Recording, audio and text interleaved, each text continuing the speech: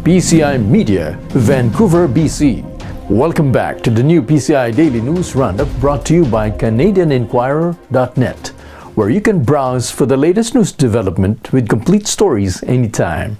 I'm Manny Noel. Thank you for joining us. We have the latest news development in the news. EU Parliament to decide on the Lima's release. 8 members of the EU Parliament filed a motion calling for a resolution from the European Parliament to request the release from detention of Senator Leila de Lima. Philip Keane, Deputy Director for Asia of the Human Rights Watch, mentioned that the European Parliament will vote on de Lima's case on Thursday. The motion also, quote, urges the Filipino authorities to drop all politically motivated charges against her. It also seeks the United Nations Human Rights Council with urgency to create an independent international investigation to look into the alleged accounts of extrajudicial killings done by Filipino authorities. Just this week, a local group of lawyers filed the first case before the Office of the Ombudsman against policemen in relation to drug raids that had gone violent under Operation Tokhang. PNP responds to Robredo's palit-ulo claim. PNP spokesperson Senior Superintendent Leonardo Carlos called on Vice President Leni Robredo to further explain her statement that was released on video. She mentioned about police operations.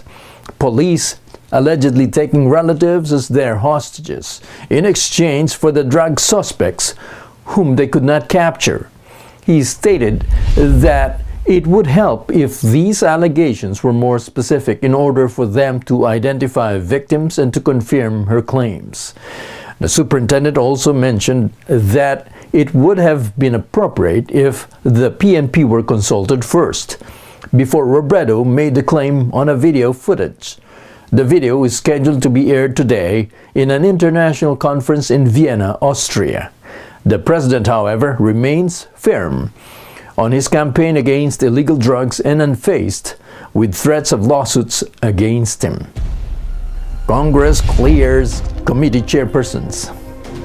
House Speaker Pantaleon Alvarez and members of the supermajority remove former President and now Pampanga Representative Gloria Macapagal-Arroyo from committee chairmanship, including 11 lawmakers from their positions.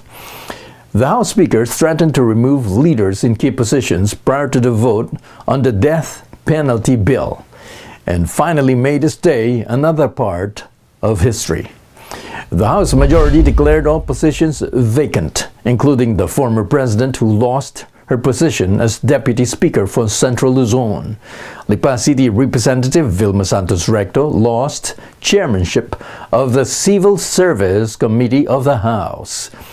In a joyous anticipation of the House majority's move, her office released a prepared statement after the proceedings, thanking the President and the House Speaker for giving her the position. She declared her intent to further support the Duterte administration.